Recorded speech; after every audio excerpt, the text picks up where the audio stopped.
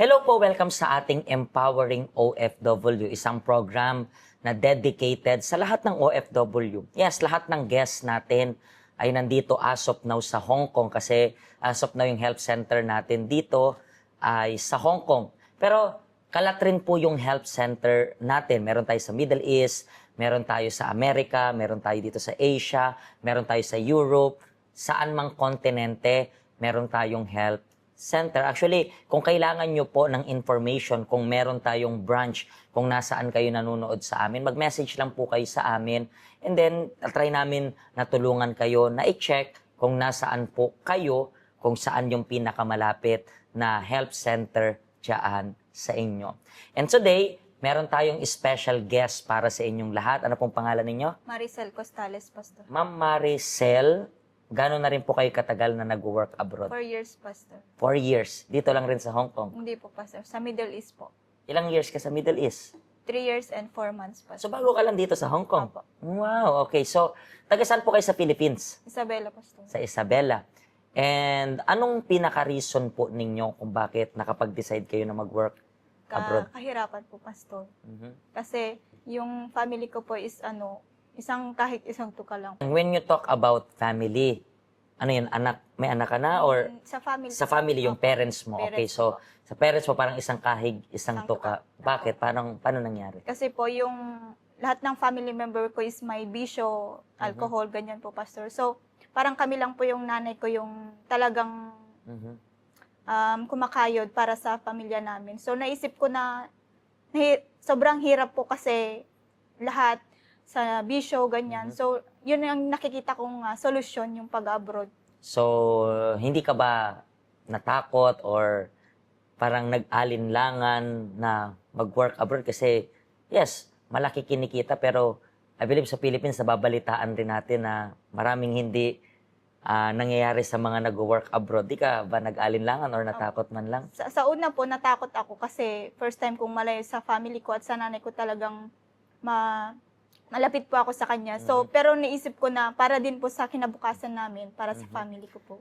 Pero sa Philippines that time, nag-work ka o hindi rin? Nagwo-work po. Anong work mo sa S- Philippines? Sales agent po. Sales agent. And nung lumabas ka ng bansa, ang una mong bansa is sa Middle East. Saan Opo, sa Middle Doha, East? Qatar po. Sa Qatar. Opo. And nag-stay ka doon ng isang contract lang yan, yung 3 years or Isang contract tapos may extend renew po. may extension lang. And kamusta naman yung naging experience mo doon? Nung una po, okay naman po, Pastor. Pero doon ko po naranasan yung worst experience na pinagbintangan po ako na meron kaming relasyon ng amo kong lalaki. Sino nagbintang yung asawa niya, ganun? Or Hindi po, Pastor. Kasi may time na nag-aayos po ako ng damitan ng mga amo ko tapos di ko po alam na sinundan niya po ako doon. Tapos niyakap niya po ako ng mahigpit. Nag-try po akong pumiglas, ganyan. Tapos pero nakita po ako ng isang helper doon. Tapos yun ang inakala niya, ginusto ko yung nangyari na may relasyon po kami.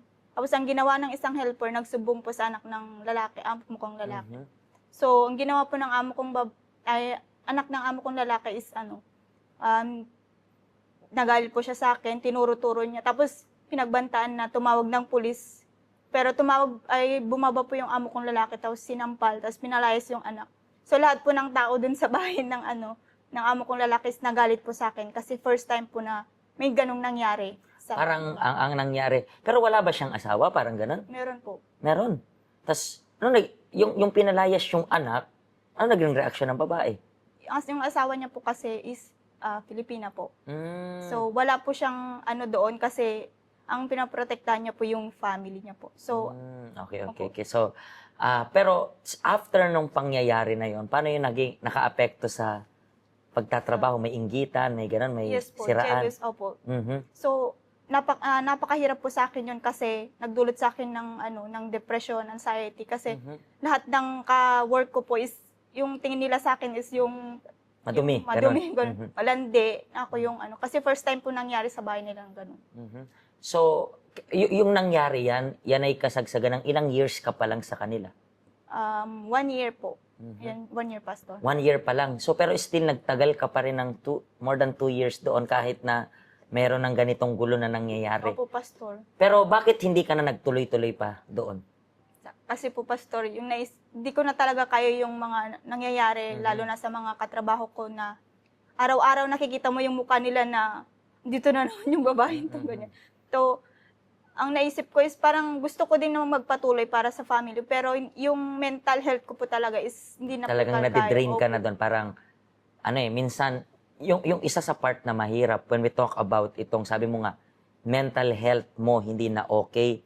Especially kapag nag-overthink na tayo. Opo. Minsan, magke-create na tayo ng story sa isip natin ng sinasabi nila about sa atin. Minsan di naman totoo. Opo.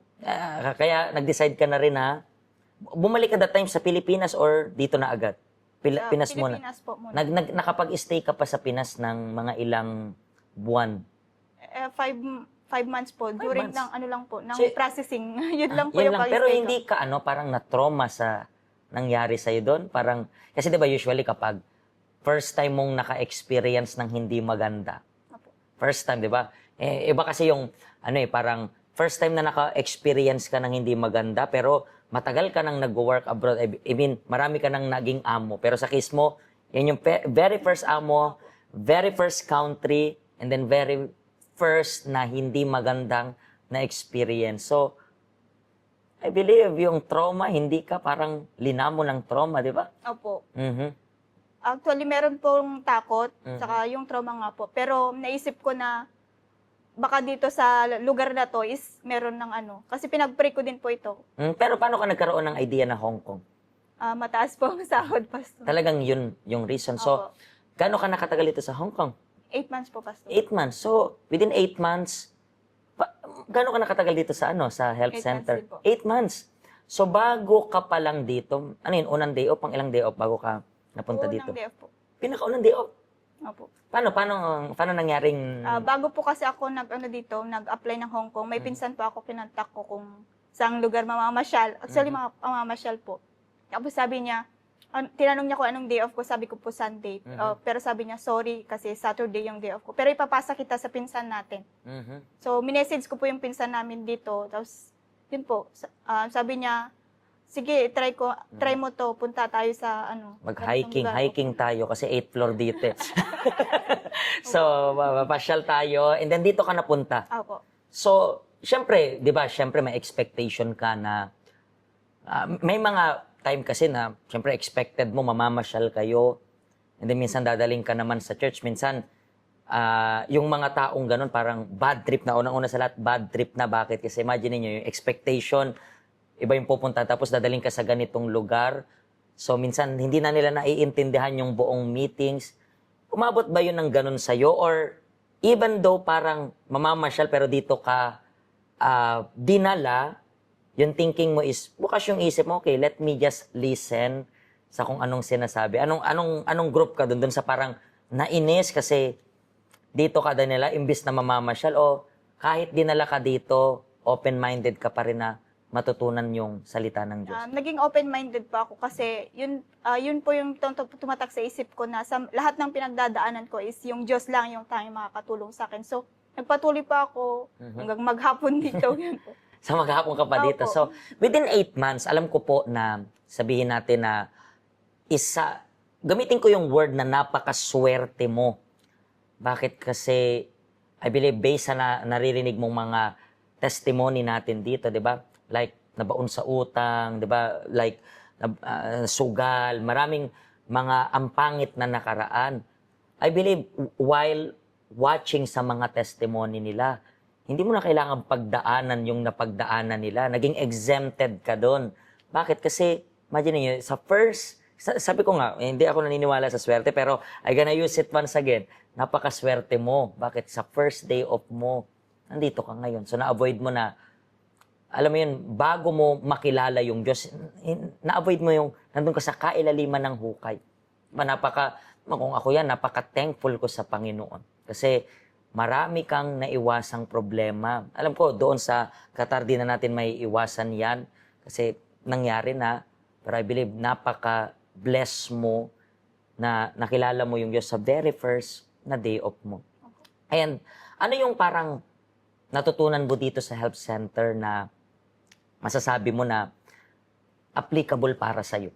Parang, I believe marami ka ng lesson na natutunan. Pero ano yung isang bagay na, wait lang, ito yung nagkaroon ng impact sa akin sa lahat ng message? No, dito ko po natutunan yung yung pagpapatawad po. Kasi kahit na anong ginawa sa'yo is, dati po kasi nahihirapan akong magpatawad. Gaya po nung nangyari doon, hindi ko po sila kayang patawarin. Pero through dito po, natutunan kong magpatawad, na walang kinikimkim na galit sa kanila, ganun po. Pero tatanungin kita, sa tingin mo, mahina ba yung mga taong nagpapatawad? Hindi po. That's the reality. Kasi ang taong nagpapatawad po is malakas. That's the reason why ang empowering OFW, tinuturuan natin yung mga tao na ayusin yung sarili. Minsan, nahihirapan na umusad yung buhay ng tao. Bakit? May karga-kargang bigat eh. Bakas ng kahapon, bakas ng nakaraan, mga karga-karga na hindi mo na kayang balikan pa. Katulad niya na natuto na ang pinaka-mainam gawin sa lahat ng sama ng loob is magpatawad, hindi katalo. Sa case niya, makikita niyo po na well siya. Bakit well siya? Kasi inayos niya yung loob niya. Kung kailangan niyo rin po ng lakas mula sa Panginoon sa pagpapatawad, mga kaibigan, yung lugar na ito, siguradong matutulungan ka. Bakit? Ang dami na po nating mga story na may kinimkim na sama ng loob. And then dahil sa mga teaching, practical teaching, natuto sila. So, kayo na lang po ang inaantay namin. Maraming salamat po sa pag-share nyo ng testimony. And hopefully, magkaroon ng power, ng lakas yung mga kababayan natin na, alam mo yun, kayanin yung lahat ng pinagdadaanan nila. And I believe isali yung Diyos sa lahat ng plano nila kasi kapag sosolohin lang nila, mas magiging mahirap talaga. So paano po, mga kaibigan, hanggang sa susunod pong episode once again, and then pagpalain po kayo ng Diyos dito sa ating Empowering OFW. God bless you po.